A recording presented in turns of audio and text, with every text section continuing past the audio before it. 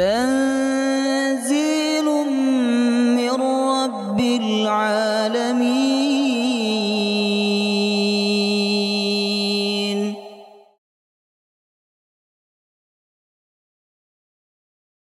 يا أيها الذين آمنوا إذا قيل لكم تفسحوا في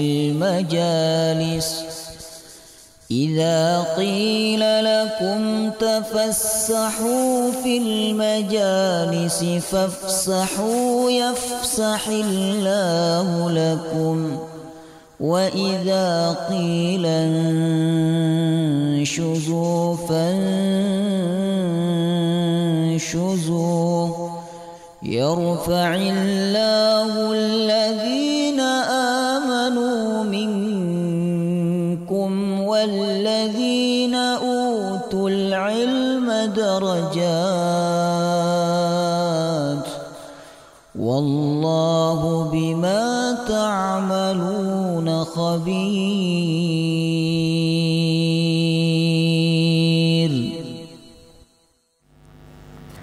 بسم الله الرحمن الرحيم.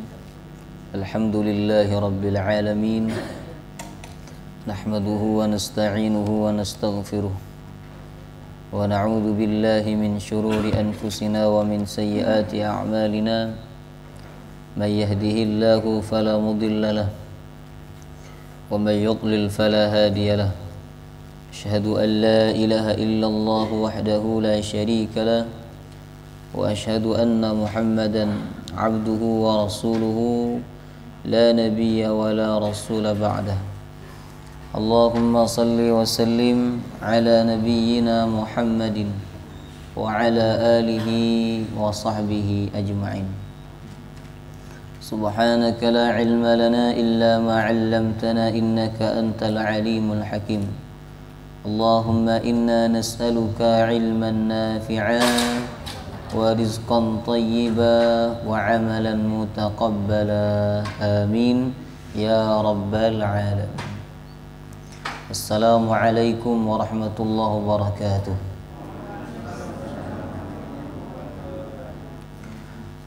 Alhamdulillah, tidak henti-hentinya kita bersyukur kepada Allah.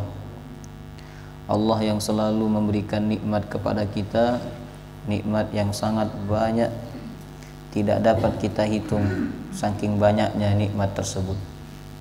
Kewajiban kita adalah bersyukur kepada Allah, karena dengan bersyukur Allah ridha kita memakai dan menggunakan nikmatnya. Sebagaimana firman-Nya, wa in tashkuru yardahu lakum. Apabila kalian bersyukur, maka Allah ridha kepada kalian. Semoga kita istiqamah untuk selalu menjadi hamba yang bersyukur kepada Allah. Amin ya rabbal alamin. Baik, malam hari ini kita masuk ayat 196. Ini satu ayat tapi seperti 5 ayat ya. Agak panjang memang.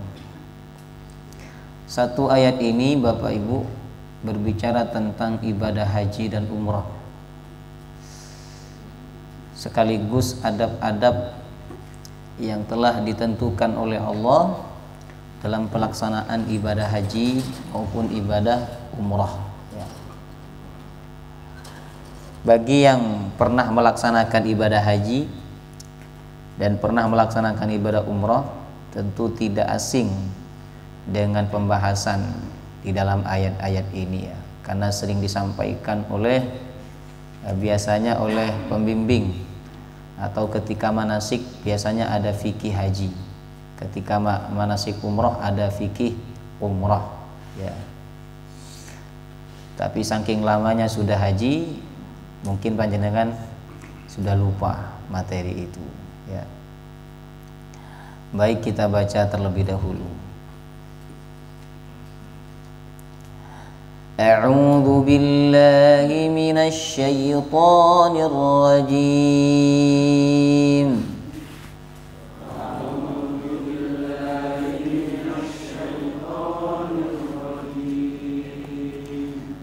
وأتموا الحج والعمرة لله وأتموا الحج والعمرة لله فإن أحصرتم فما استيسر من الهدي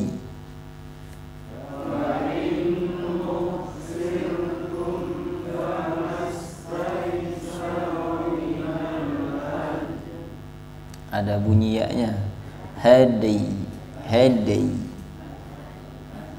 Jadi pantulannya lari ke huruf ya hadi. Ulang lagi sama-sama fa'in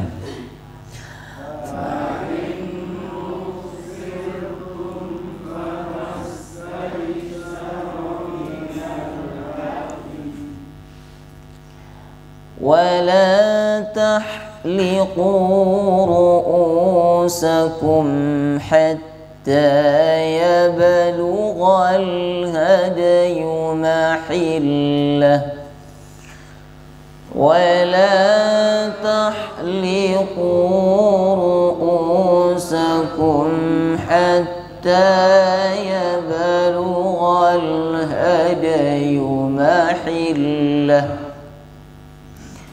فمن كان منكم مريضا أو به أذى من رأسه ففدية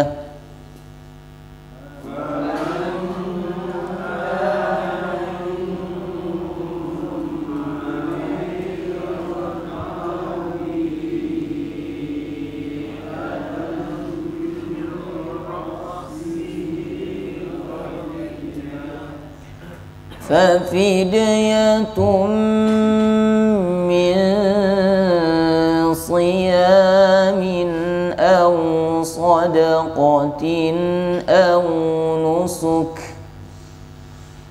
ففدية من صيام أو صدقة أو نسك فإذا أمنتم فمن تمتع بالعمرة إلى الحج فما استيسر من الهدي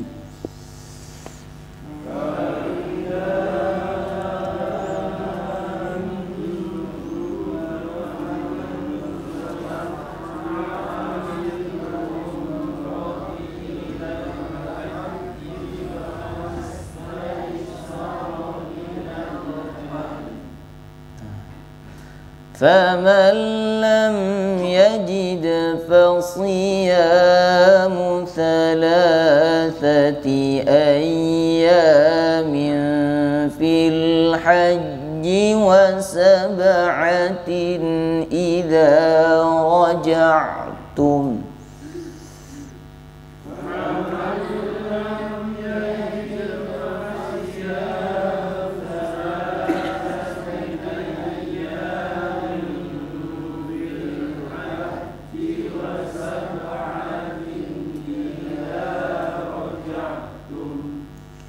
تلك 10 كاملة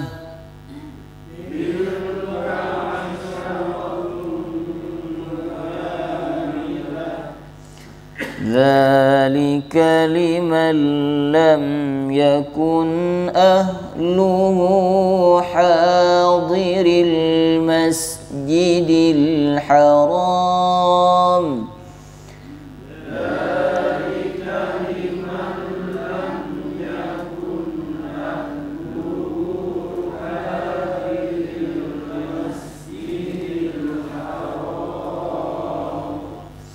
واتقوا الله واعلموا أن الله شديد العقاب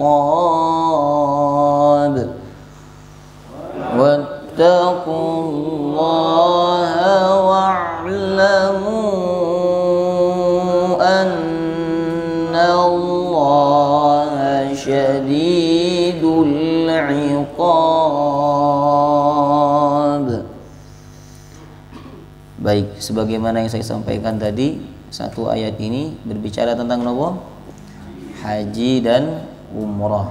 Ya. Nah, Allah menyatakan wa atimmul hajja wal umrata lillah.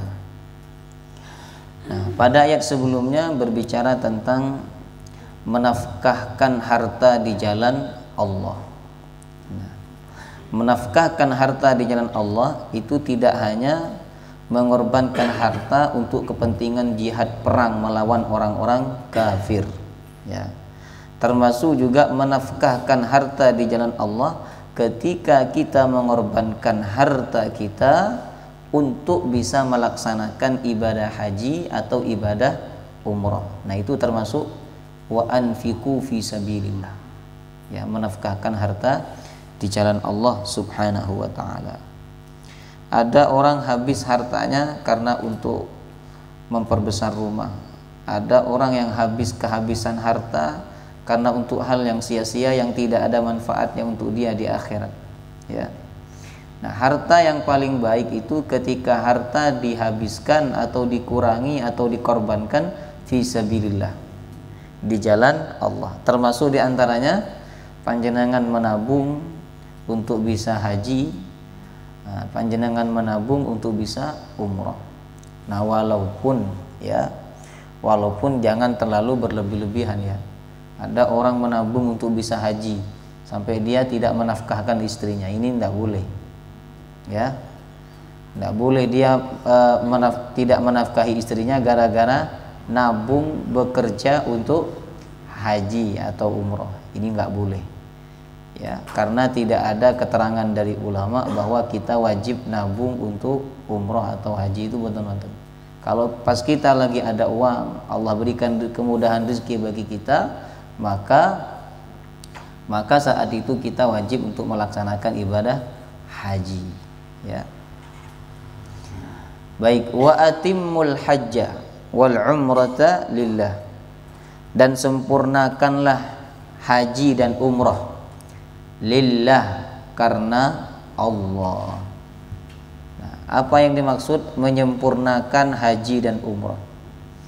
Beda dengan perintah sholat, ya Bapak Ibu. Kalau sholat itu kan langsung wa aqimus sholah, dirikan sholat, wa atuz zakah, bayar zakat. Tapi kalau haji ini Allah menyebut dengan kalimat wa atimmul hajja wal umrata lillah, sempurnakan pelaksanaan haji dan umrah. Berarti kalau Allah menyatakan demikian, ada kemungkinan dua ini. Yang pertama, ada orang melaksanakan haji tapi nggak sempurna.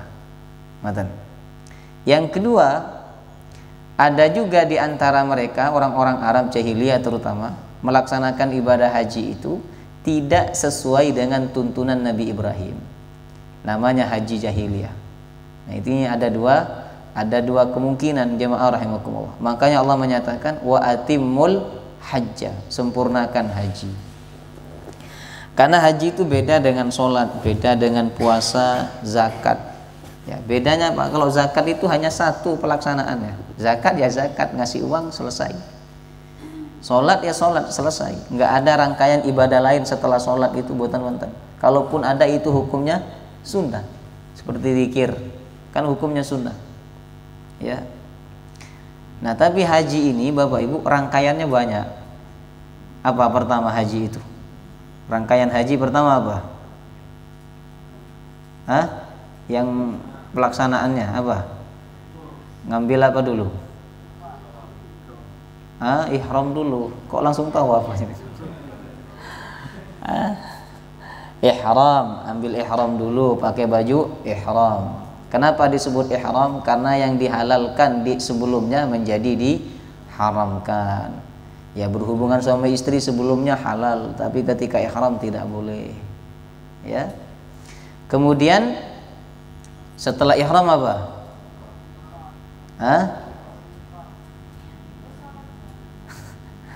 Nah, ambil miqat jemaah rahimakumullah, kemudian tawaf, setelah itu sa'i, setelah sa'i tahallul, ya. Ada wukuf di Arafah, ada lempar jamarat, ya. Jadi jamaah rahimakumullah, pelaksanaan ibadah haji itu banyak sekali rangkaiannya. Nah, sehingga ada kemungkinan orang tidak melaksanakannya secara sempurna. Makanya Allah menyatakan wa atimmul hajja, sempurnakanlah oleh kalian ibadah haji, ya. Wal umrata, dan ibadah umrah, lillahi, karena Allah. Kenapa Allah menyebut karena Allah? Bukankah semua ibadah itu karena Allah? Haji karena Allah, sholat karena Allah, puasa karena Allah, ya.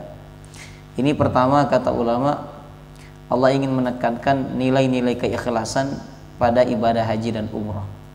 Karena ini ibadah tidak semua orang muslim bisa melakukannya, nggak semua. Haji, umrah, ya, ini nggak semua orang bisa melakukannya. Hanya orang-orang tertentu saja yang bisa melakukannya. Kalau sholat, hampir semua orang beriman melakukan sholat, puasa, zakat. Tapi haji, umrah ini Bapak Ibu nggak semuanya. Hanya orang-orang tertentu saja. Yang hadir di sini bisa dihitung siapa yang sudah haji dan yang belum haji, yang sudah umrah dan yang belum umrah, bisa dihitung, ya. Nah, karena itu Allah menyebut lillah, karena Allah. Jangan sampai berangkat haji hanya untuk dikatakan sebagai Pak Haji, ya, atau Bu Haji. Jangan sampai berangkat haji hanya untuk menjenguk keluarga di sana. Karena kebiasaan ini kan ceritanya rombongan Nabi dengan para sahabatnya berangkat ke Mekah untuk melaksanakan ibadah umrah dan melaksanakan ibadah haji. Tapi ada di antara mereka yang niatnya untuk ketemu keluarga. Ada pula di antara mereka niatnya untuk berdagang. Nah, makanya Allah menyebut wa atimmul hajja wal umrata lillah. Sempurnakan haji dan umrah itu karena Allah, bukan karena kalian ingin dikatakan Pak Haji. Kalau umrah Pak Umrah berarti. Itu hanya di Nusantara aja, di Malaysia, di Indonesia itu pakai haji. Kalau di Arab, di luar Indonesia sama Malaysia itu sepertinya nggak ada hadirin gelar al-hajj itu, ya. Nah, saking istimewanya haji itu bagi orang Indonesia itu sampai dikasih gelar al-hajj, ya. Padahal antara haji dengan sholat itu lebih utama mana? Sholat, tapi nggak ada orang digelari as-sholah gitu, ya. Nah, jadi pakai gelar haji itu kalau nggak pandai-pandai mengatur hati bisa riya. Dan menariknya jemaah rahimakumullah, Allah itu menyebut lillah ini di ayat ini di ujung, sedangkan di ayat lain di awal, yaitu di awal juz 4 Allah menyebut walillahi 'alan nasi hijjul baiti man istata'a ilaihi sabila. Walillah, karena Allah, wajib manusia itu melaksanakan ibadah haji bagi yang mampu. Sedangkan di ayat ini lillahnya di ujung, wa atimmul hajja wal umrata lillah. Ini kata ulama, di awal karena Allah, di akhir nanti setelah pelaksanaan juga karena Allah. Jangan sampai di awal karena Allah, lalu setelah pulang niatnya berubah, ya, merasa bangga, merasa sum'ah, ingin didengarkan bahwa dia sudah berangkat haji. Dia ngundang orang-orang supaya orang-orang tahu bahwa dia sudah pulang dari haji, bahwa dia adalah orang yang sudah melaksanakan ibadah umrah. Nah, sehingga orang lebih mengagungkan dia dijadikan sebagai imam sholat. Ada di satu kampung biasanya begitu, kalau udah haji biasanya disuruh ngimami. Masih ada nggak di sini? Di Kalimantan masih ada. Jadi kalau udah haji itu berarti udah bersih. Nah, padahal jadi imam sholat ini syaratnya tidak ada ulama menyebut sudah haji begitu, buatan-buatan. Yang ada itu adalah sudah menikah. Itu pun syarat yang paling ujung, sudah menikah. Banyak syaratnya menjadi imam itu. Kalau Imam Malik itu menyebutkan syaratnya rinci, Bapak Ibu. Di antara syarat yang saya tidak masuk dalam syarat itu adalah tampan. Itu syarat imam. Jadi kalau ada dua orang ini sama-sama soleh, sama-sama bagus bacaannya, sama-sama, pokoknya sama-sama semua, nanti di bagian keberapa gitu dipilih siapa yang paling, nah ini nggak masuk saya. Nggak bisa ini. Nah maka cuman itu karena begini jemaah rahimakumullah, tampan itu pengaruh juga kepada objek dakwah, walaupun pengaruhnya sedikit ya. Makanya tidak ada nabi dan rasul itu kecuali Allah ciptakan tampan semua. Nggak ada nabi dan rasul itu jelek ya, semuanya tampan, apalagi Nabi Muhammad SAW ya. Termasuk kata Imam Malik, imam itu diantara kriterianya adalah yang diutamakan ahsanu surah, yang paling bagus wajahnya ya. Baik, tapi itu syarat yang kesekian. Syarat yang paling utama itu adalah al-afqah, paling paham fikih sholat. Yang kedua al-aqra, yang paling bagus bacaan Qur'annya. Nah, yang ketiga yang al-ahfadh, yang paling banyak hafalannya. Kalau sama-sama bagus bacaannya, sama-sama banyak hafalannya, maka al-a'lam bis sunnah, yang paling banyak hafalan hadisnya ya. Kemudian nanti baru syarat berikutnya yang paling tua, yang menjadi pemimpin. Jadi nggak ada syarat yang sudah haji itu benar-benar. Nah, maka tidak betul kalau ada sebagian masyarakat menjadwal orang yang sudah haji untuk menjadi imam, itu nggak benar. Kalau mereka tidak sesuai dengan syarat-syarat imam, maka tidak layak untuk diangkat sebagai imam ya. Itulah kenapa Allah menyebut lillah, karena Allah. Jangan karena ingin dikatakan sebagai Pak Haji, nanti dihormati, diagungkan ya, maka hajinya pahalanya batal. Kemudian jemaah rahimakumullah, nah lillah karena Allah ini juga diartikan oleh ulama bahwa ibadah haji dan umrah itu ibadah yang paling kuat mendekatkan manusia kepada Allah. Kenapa? Karena pelaksanaannya tidak mudah. Panjenengan muter, nah, pertama mengorbankan harta kan, tentu itu. Kalau sekarang kan mengorbankan harta. Umrah aja paling murah 20 juta itu udah paling murah Bapak Ibu. Tapi kalau berangkat sendiri panjenengan 14 juta cukup ya. Nah haji sekarang 60 juta. Jadi dari biayanya sudah tidak mudah ini. Kemudian sampai nanti ke sana pelaksanaannya juga tidak mudah. Panjenengan tawaf itu bukan perkara yang mudah, cuman karena cinta panjenengan nggak kerasa. Ngaten. Coba bayangkan panjenengan 7 kali putaran itu berapa kilo? Ada nggak 1 kilo itu? Lebih kan? Apalagi yang di pinggir itu, apalagi yang di lantai 2. Nah, belum lagi sa'inya ya. Kalau haji belum wukufnya, jemaah rahimakumullah. Jadi pelaksanaan yang berat itulah yang membuat manusia semakin dekat dengan Allah.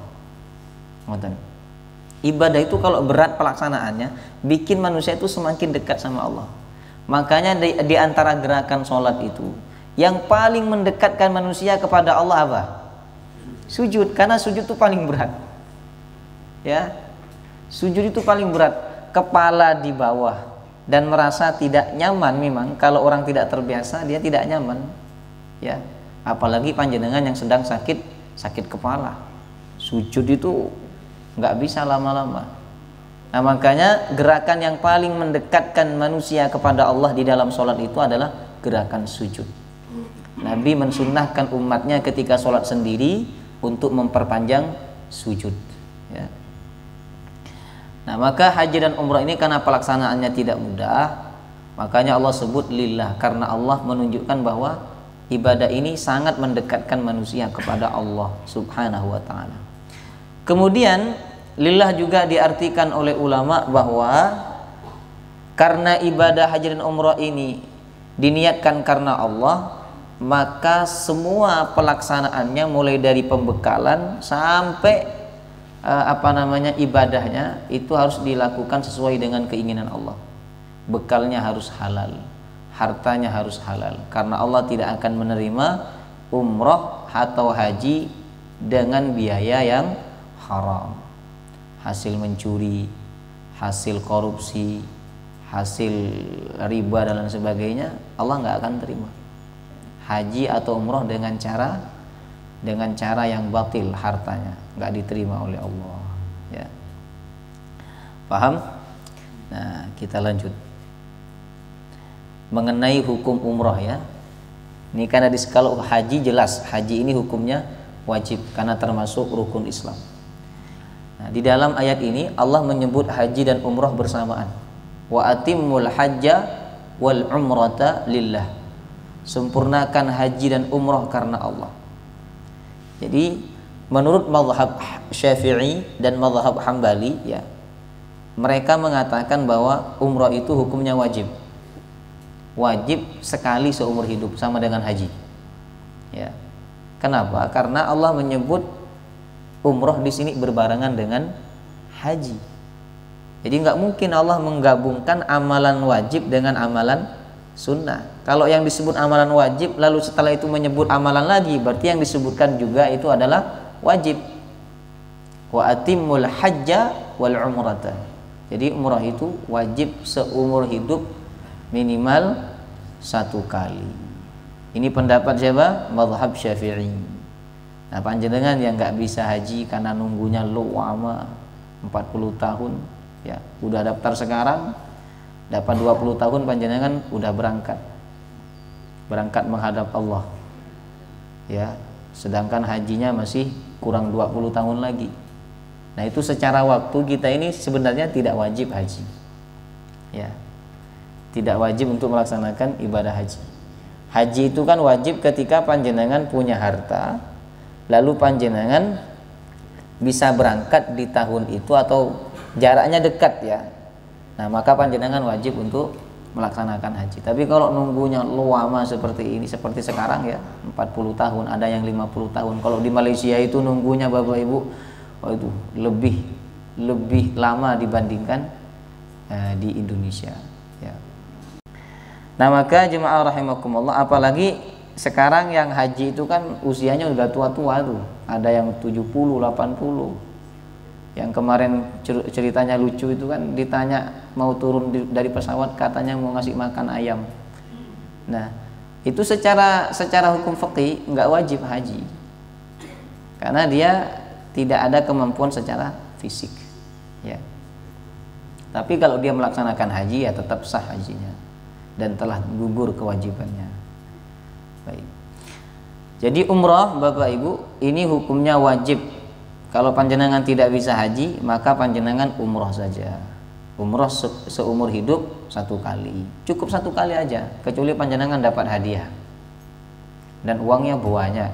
Panjenengan udah sedekah kepada orang-orang, nah berangkat umrah lagi betul nopo-nopo. Tapi kalau panjenengan udah umrah, pengen umrah lagi, saran saya nggak perlu umroh lagi, kecuali panjenengan sudah bersedekah ke orang-orang sekitar, orang-orang yang tidak mampu, masih ada sisa uang, berangkat. Tapi kalau panjenengan belum bersedekah, lebih baik bersedekah, karena Nabi mengatakan kamu memenuhi kebutuhan seorang muslim 1 saja itu lebih baik daripada kamu iktikaf di masjidku ini selama 1 bulan, kata Nabi, ya.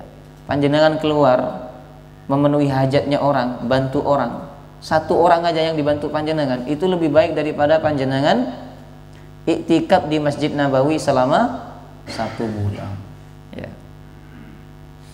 Ada orang umroh bolak-balik umroh, ya bagus, ya. Cuman kalau dia tidak mempedulikan orang-orang di sekitarnya, ini menjadi kurang bagus, jemaah rahimakumullah, ya. Nah, baik. Sedangkan pendapat mazhab Maliki dan Hanafi, umrah itu hukumnya sunnah. Jadi ada perbedaan pendapat. Cuman dalil dari mazhab Maliki dan Hanafi ini dalilnya adalah dhaif. Kata Syekh Albani, dalilnya dhaif, lemah. Lebih kuat dalil mazhab Syafi'i dan Hambali yang mengatakan wajib, ya. Panjenengan pilih yang mana? Yang wajib apa yang sunnah? Hah? Wajib kan? Nah, yang mampu ini wajib umroh seumur hidup minimal sekali. Baik. Umroh sekarang gampang jemaah rahimakumullah, ya. Gampang. Beda dengan haji. Haji ini kan nunggunya lama, waktunya terbatas. Sedangkan umroh ini nggak pakai nunggu. Ya, bahkan ada wacana ke depan umroh umroh dan haji itu bisa dilaksanakan tanpa menggunakan tanpa travel. Jadi panjenengan bisa langsung berangkat sendiri, pesan tiket sendiri, pesan hotel sendiri, sudah online, ya, sehingga biayanya tidak semahal kalau panjenengan ngikutin travel, ya. Nah, cuman ya itu visanya diurus sendiri, ya, apa-apa tanggung jawab sendiri, ada plus minusnya. Kemudian haji itu ada wukufnya, sedangkan umroh tidak ada wukufnya. Haji ada melempar jumroh, sedangkan umroh tidak ada melempar jumroh. Baik, kita lanjut. Nah, ini adab-adab dalam melaksanakan ibadah haji atau umroh. Jadi ada ketentuan hukumnya. Kata Allah, fa in uhsirtum famastaysara minal hadi. Apabila kalian dihalangi atau terhalang untuk melaksanakan ibadah haji,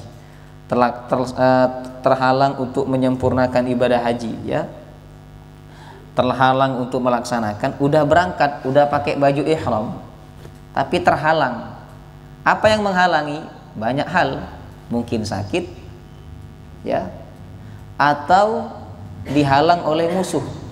Di zaman Nabi SAW, ya, waktu Nabi sudah pakai pakaian ihram dengan para sahabatnya, kemudian di sebuah tempat namanya Hudaybiyah, beliau dan para sahabatnya dihalangi oleh orang-orang kafir untuk masuk ke Mekah.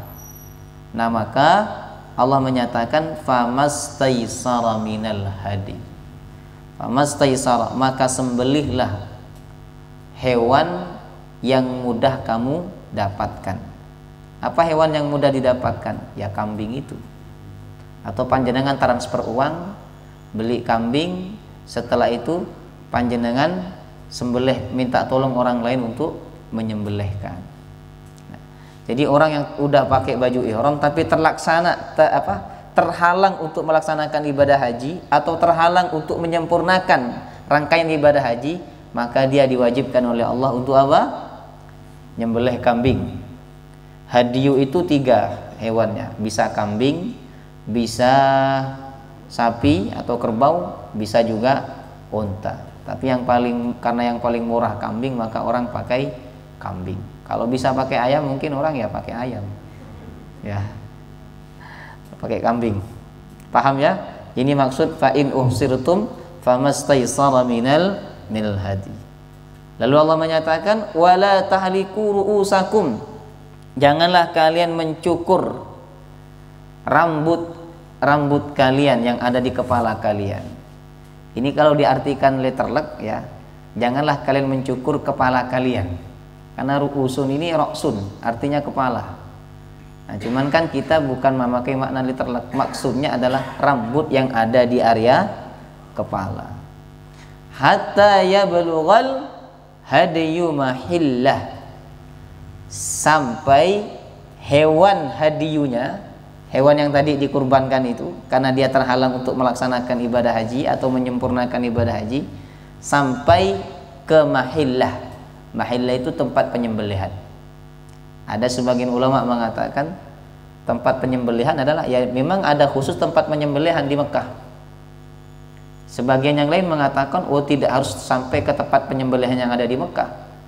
Bisa juga tempat penyembelihan itu yang dimaksud adalah tempat di mana dia dihalangi untuk melaksanakan ibadah haji. Waktu itu Nabi dihalanginya di Hudaybiyah. Berarti hewan itu disembelih di mana? Di Hudaybiyah. Jadi tidak boleh mencukur rambut, ya, karena masih dalam keadaan ihram. Ihram kan nggak boleh potong kuku, nggak boleh cukur rambut, nggak boleh pakai wangi-wangian, ya.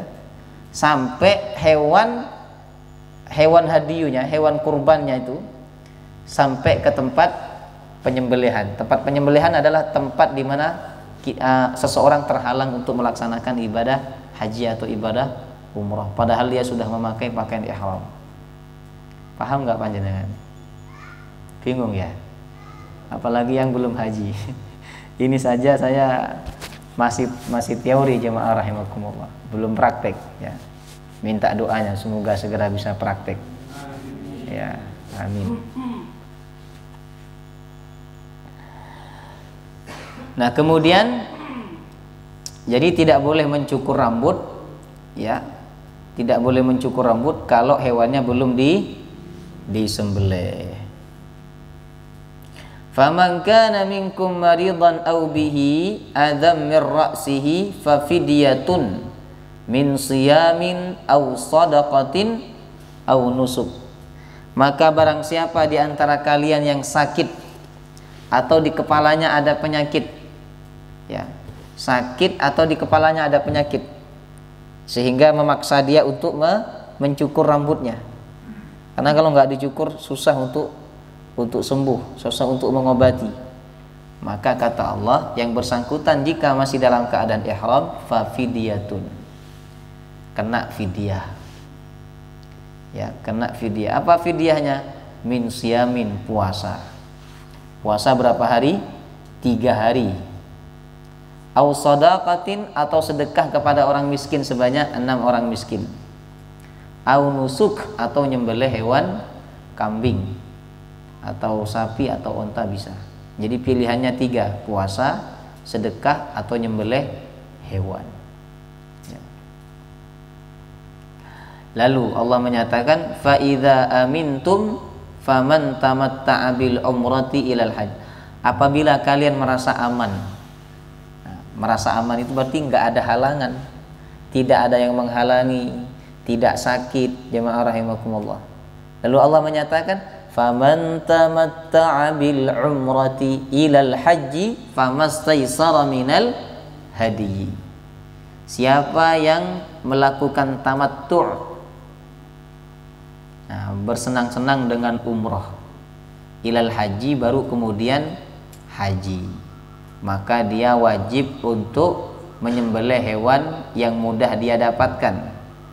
Nah, kalau yang mudah dia dapatkan kambing berarti kambing. Kalau yang mudah dia dapatkan sapi berarti sapi.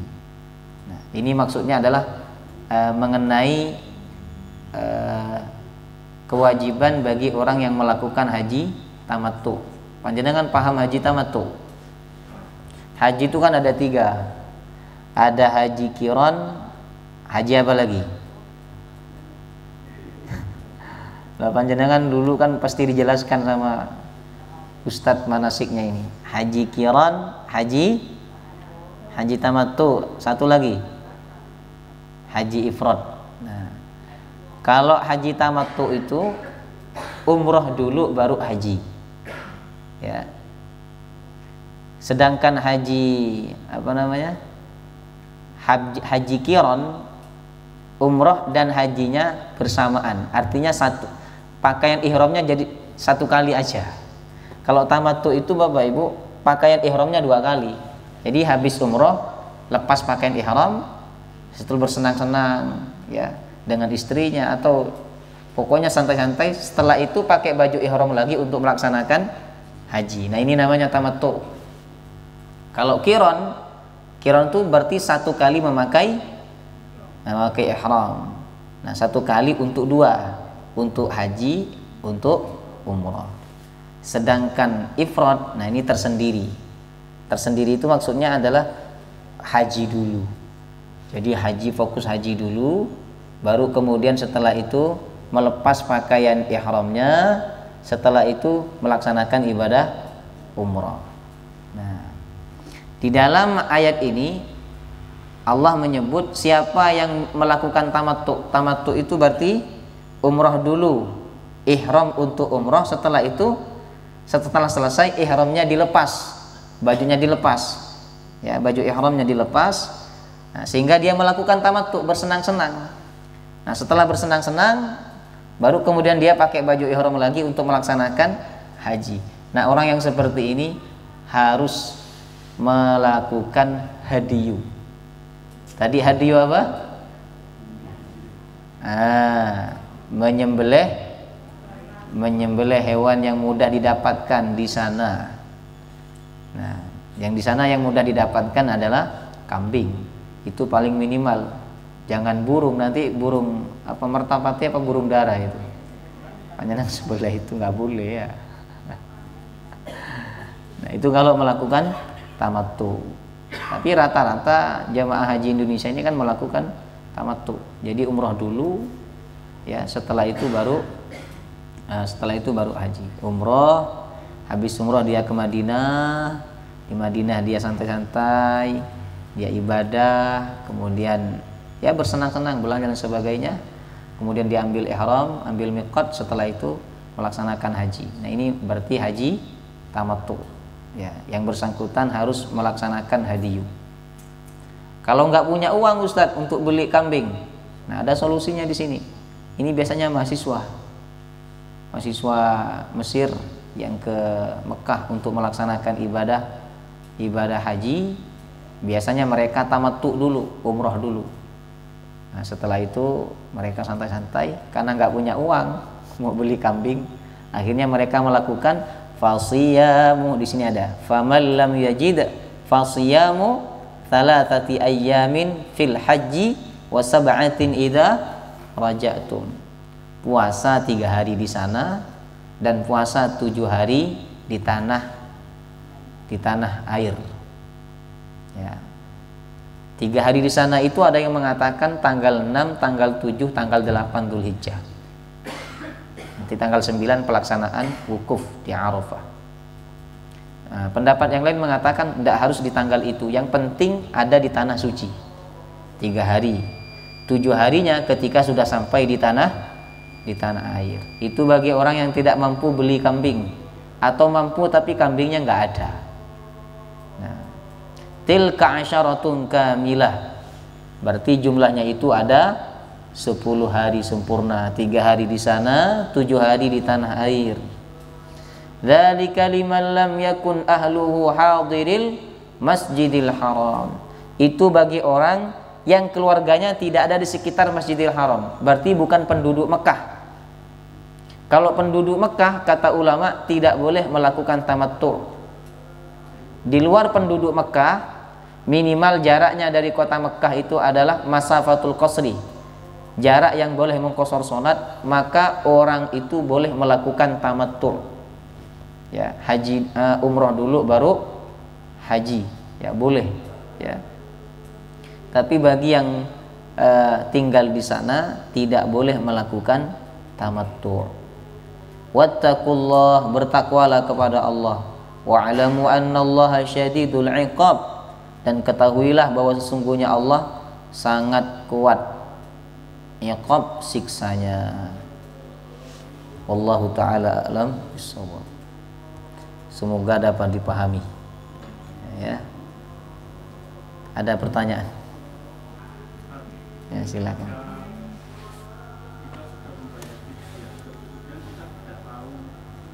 Kapan itu disembelih? Karena kebanyakan memang dijual lagi. Hanya bayar gitu. Tapi tidak tahu kapan disembelih. Nah, baik ya. Kalau melakukan tamattu kan wajib membeli kambing untuk disembelih. Ya. Kita udah bayar nih, tapi kita nggak tahu itu disembelih apa enggak. Nah, itu ya sudahlah, kita nggak usah suudzon ya. Husnuzon saja udah disembelih. Yang penting kita udah bayar. Nanti urusan dia dengan Allah Subhanahu wa taala. Walaupun tidak sedikit ada cerita, ada berita bahwa kambing yang dibuat untuk hadiyu, ya, untuk tebusan, untuk tamattu itu ternyata oleh oknum tertentu malah dijual lagi, dibelikan, dijual lagi, ya, nanti dijual lagi, dijual lagi. Jadi satu kambing itu dijual terus. Nah, itu tanggung jawab dia di hadapan Allah. Tapi yang bersangkutan, orang yang sudah membayar, ya, berarti sudah selesai kewajibannya. Ya. Wallahu taala alam bissawab. Subhanakallahumma wa bihamdika Asyhadu an la ilaha illa anta astaghfiruka wa atubu ilaik. Assalamualaikum warahmatullahi wabarakatuh.